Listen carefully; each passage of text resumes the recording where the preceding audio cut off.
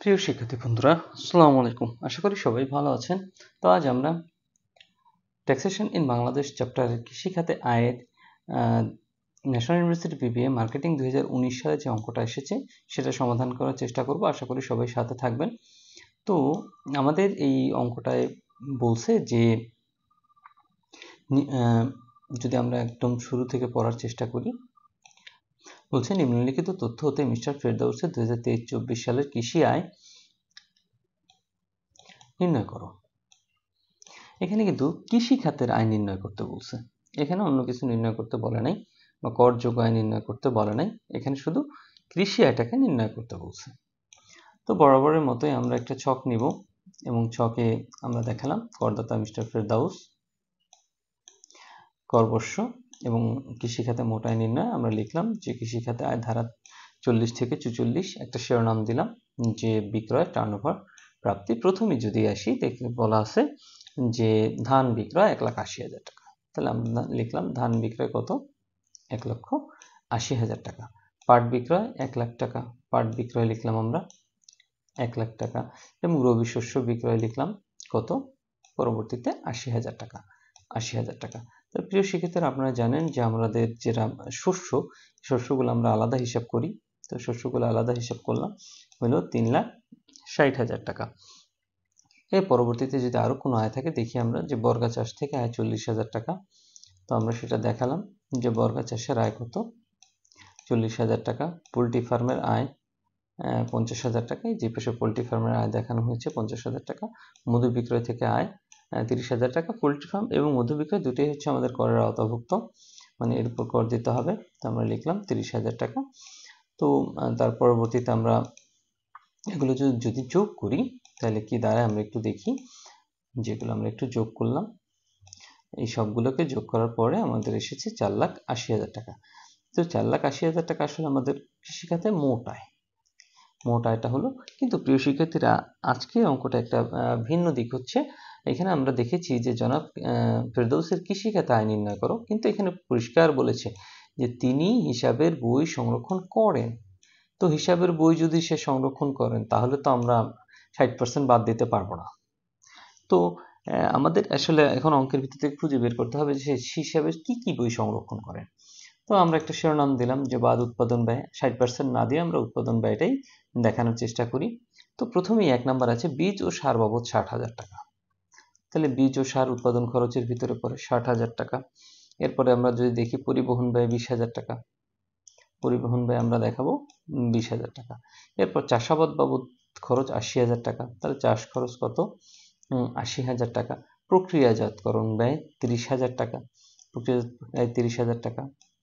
তাহলে এগুলোই ছিল মূলত আমাদের উৎপাদনের সাথে জড়িত খরচগুলো। এগুলোকে আমরা যোগ করলাম, যোগ করে এখান থেকে বাদ দিব। 4,80,000 থেকে 1,90,000 বাদ দেওয়ার পর মোট মুনাফা আসবে। আমরা জানি যে উৎপাদন খরচ বাদ দিলে কি হয়? মোট মুনাফা হয়। তো আমরা মোট মুনাফা দেখালাম। এরপর আমরা নতুন একটা শিরোনাম দিলাম বা অনুমোদিত খরচ। এবার আমাদের এই অঙ্ক থেকে অনুমোদিত খরচগুলো নিতে হবে। যে ইউনিয়ন পরিষদ 20,000 টাকা, তাহলে আমরা দেখালাম ইউনিয়ন পরিষদ খরচ 20,000 টাকা।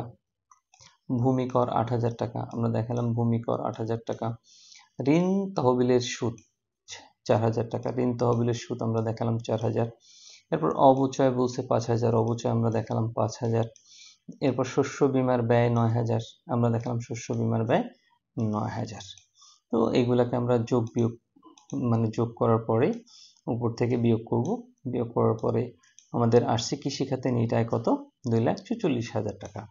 এটাই ছিল আসলে আশা একটা অঙ্কের সমাধান। এটা আমাদের করার পেছনে মূল কারণ হচ্ছে যে কোনো করদাতা যদি তার কৃষি খাতে আয়ের সকল বই সঠিকভাবে হিসাব রক্ষণ করেন, সেক্ষেত্রে আমরা অঙ্কের সমাধান কিভাবে করব।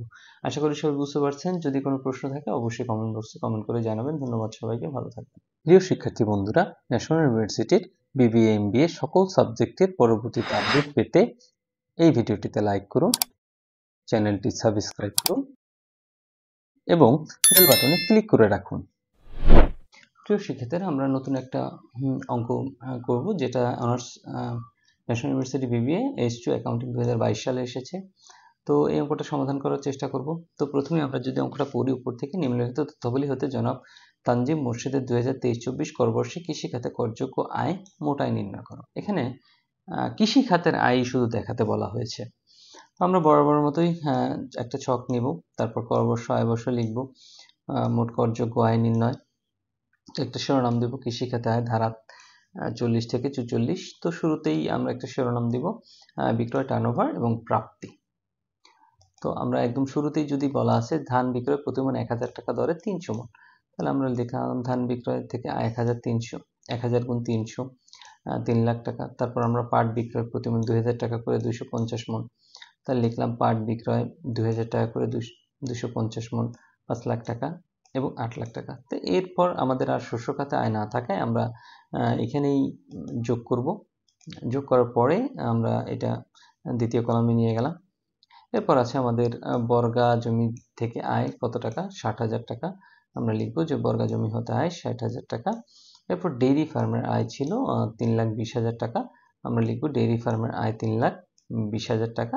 এরপর দিলাম আমরা মোট আয়। মোট আয় কিভাবে হয়, এই তিনটাকে যদি আমরা যোগ করি তাহলে মোট আয় দাঁড়ায় 11,80,000 টাকা। এখন এখানে আমরা যে অঙ্কটা করেছি এখানে কোথাও আসলে দেওয়া নাই যে সে যথার্থ হিসাবের বই সংরক্ষণ করেন। তো এটা বলা না থাকার কারণে আমাদের সহজ হলো, আমাদের উৎপাদন ব্যয় বাদ দিব আমরা, বাদ উৎপাদন ব্যয়। উৎপাদন ব্যয় অবশ্যই আমাদের যে 8 লাখ টাকা আছে, কত টাকা, এই যে এই 5 আর 3 8, শস্য ক্ষেতের আয়ের উপরে আসলে উৎপাদন ব্যয় ধার্য করা হয়। তাহলে আমরা উৎপাদন ব্যয় ধার্য করলাম এবং বাদ দিলাম 4,80,000 টাকা। তাহলে আমাদের মোট মুনাফা আসলো কত, 7 লাখ টাকা। তো এরপর আমরা আসলে অনুমোদনযোগ্য খরচগুলো দেখাবো। তো একটা সুন্দর করে শিরোনাম দিলাম যে বাট অনুমোদনযোগ্য খরচ। তো প্রথমে আমরা নিব ভূমির খাজনা। ভূমির খাজনা কত, 18,000 টাকা। তাহলে আমরা দিলাম ভূমির খাজনা কত, 18,000 টাকা। তারপর শস্য বীমা প্রিমিয়াম প্রদান 17,500। তো আমরা দিলাম বীমা প্রিমিয়াম 17,500। এরপর ইউনিয়ন পরিষদ কর প্রদান 10,500।